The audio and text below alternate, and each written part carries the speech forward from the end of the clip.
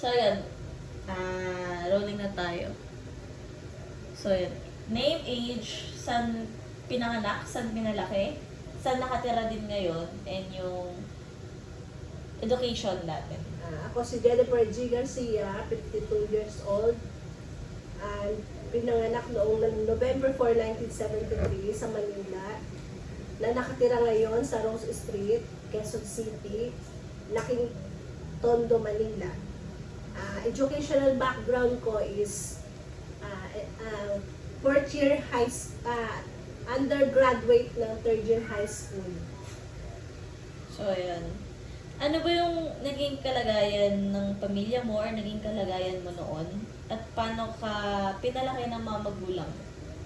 Yung pinalaki ako ng mga magulang ko, mababait naman sila kasi ako kasi ang bunso sa amin. Kumbaga pag bunso ka, siyempre alaga ka.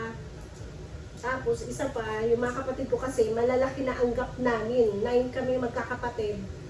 Ang sumunod sa akin is lalaki, tsaka isa pang lalaki. Halos kami tatlo lang din na nasa bahay na magkakapatid ang natitira.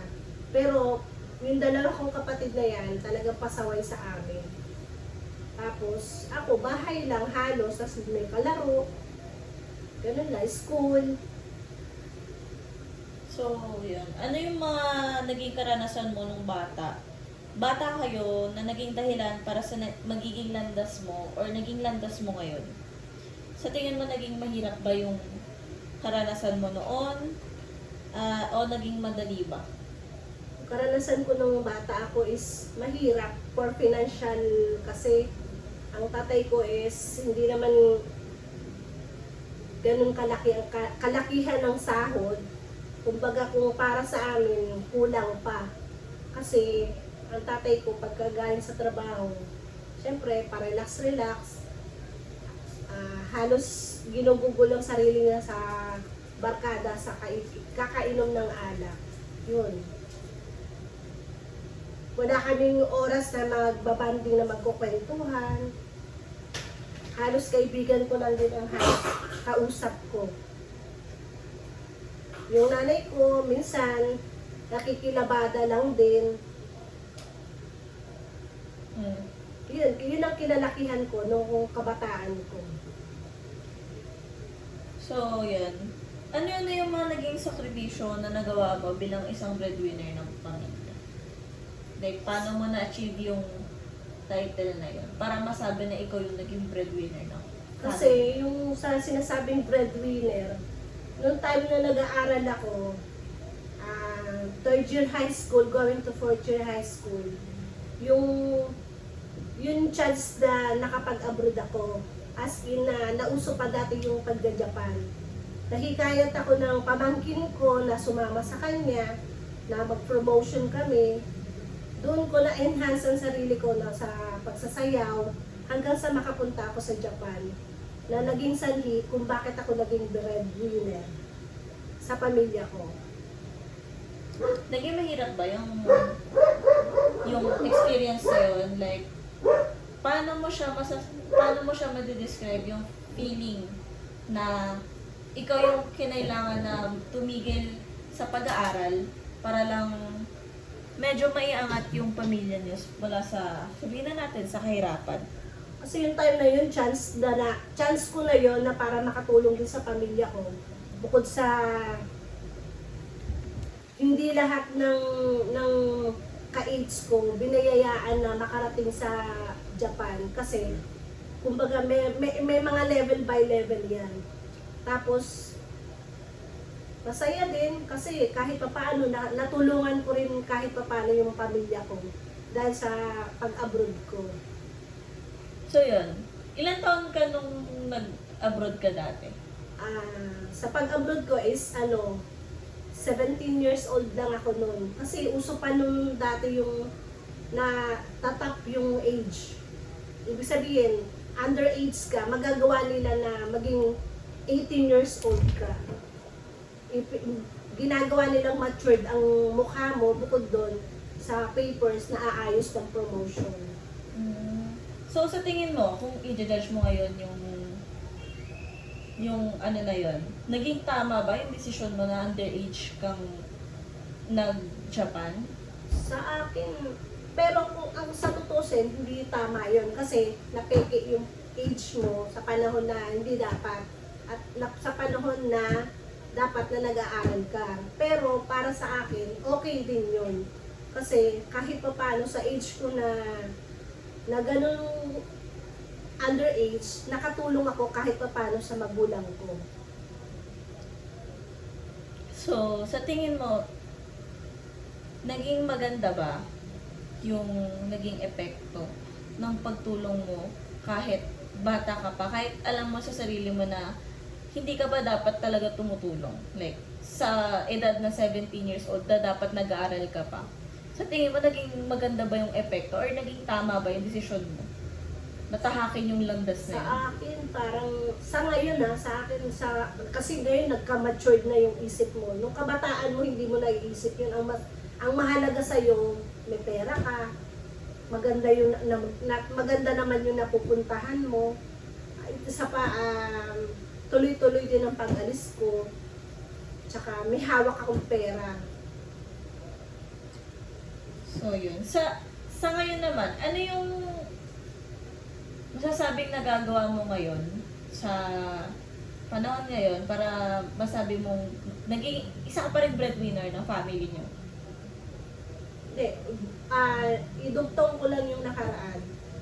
Yung sinasabi nung nakaraang tanong is kung nakatulong ba na naging breadwinner ako sa panahon na yun. Yung panahon na dapat na nag-aaral ako, yun sana ang naging diniretso ko rin sana yung pag-aaral ko. Siguro hindi lang sa ngayon, kumbaga meron siguro akong dapat puntahan kung naituloy ko ang pag-aaral ko. So, yun. Sa ngayon, yung sunod na tanong, ano yung mga ginagawa mo para nasasabi mo pa rin at some point, or nasasabi mo talaga na isa ka pa rin breadwinner sa family mo? Sa ngayon. Kasi sa ngayon, isa na akong home baker. Kahit pa paano, nakakaagapay din ako sa asawa ko. Kahit pa paano na makatulong sa kanya. In case na mahina ang kanyang gawa, nagiging katuwang niya ako sa mga pangangailangan. Kahit kaunti. So, aside sa pamilya or sa asawa mo, kanino ka pa nakakatulong? Sa kapatid ko, kasi yung kapatid ko na sinundan ko, halos siya yung sa kanya napunta yung tulong hanggang ngayon. Kasi halos yung mga kapatid ko, sa age nila na yun, hindi na nila kayang suportahan kung anong dapat masuporta namin sa kanya. Na kahit pa paano, nabibigyan din nila, pero halos kami ang nakakagawa ng suporta na yun, na tuloy-tuloy hanggang ngayon since nung bata ako. So, maliban sa kapamilya, meron pa bang iba na like hindi ka pamilya, na nagagawa mong tulungan pa din? Kahit sa maliliit or malalaki mang paraan? Meron naman kasi yung mga noon-noon pa nasanay sila na humihingi sa akin na hindi ko naman kayang din pagdamutan. Kasi kahit pa paano, naging part din sila ng kung ano ako ngayon. Paano mo sila natulungan? Like yung halimbawa, yung anak nila nangangailangan ng konting pambili ng gamit sa school, or bang may nagkasakit yung anak ng kaibigan ko, kung kailangan nila ng medical, financial, kahit pa paano, kahit napapadalan ko.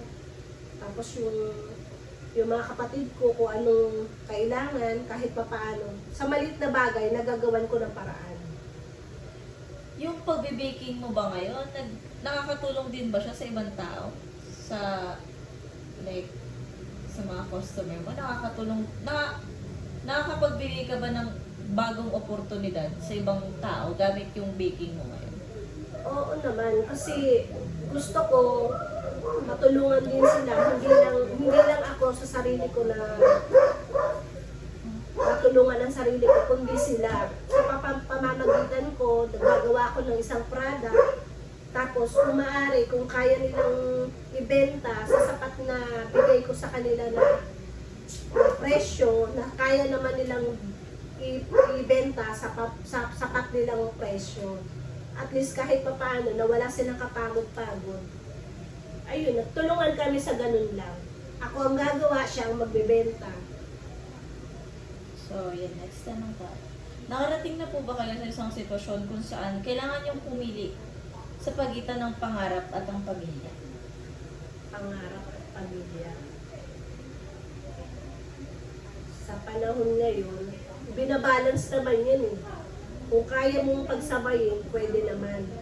Ang pamilya kasi nandyan na yan, hindi mo na kailangan tanggalin sila kasi sila kaya ka nagpupursige na sa para abutin ang pangarap mo dahil sa kanila. Sila ang susi para lumakas ka, maging challenge sa buhay mo, ano mo dapat abutin kasi para sa kanila. Noon, nagkaroon ka ba ng ganong ano? Meron, kaya lang parang hindi ako pinalad sa ganun. Bakit? Kasi kahit anong alis ko, hindi ako wala akong, parang umaalis lang ako na nakakapagdating ko rito, nagkapera lang ako, ganun lang. Hindi ako nakakaipon, hindi ako puro tulong lang na parang nagbigay ka lang ng pagkain na nauubos ka agad. Sa panahon na yun, sana nakapagtatag ako ng magandang, kung alam ko lang na may baking na ganitong kaya ko pala. Siguro hindi lang ganito, may bakery na siguro ako. Kung naisip ko nung panahon noon, na meron ako malaking hawak na pera. Kasi may puhunan ako. So, wait lang.